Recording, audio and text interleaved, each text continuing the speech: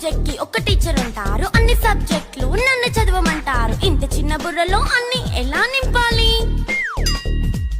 Class work, home work, fair notes అంటారు. Subject కి 3 books పెట్టి బ్యాగ్ నింపుతారు. ఇన్ఫాక్ట్ నా బరువు కన్నా నా బ్యాగ్ బరువే ఎక్కువ.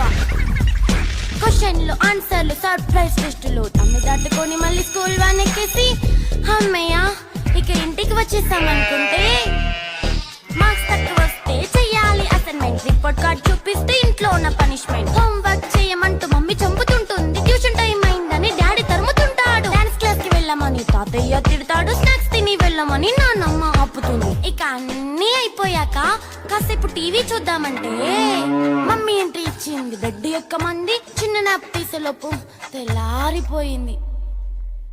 అయ్యో మళ్ళీ మొదలు ఈ స్కూల్ కష్టాలు.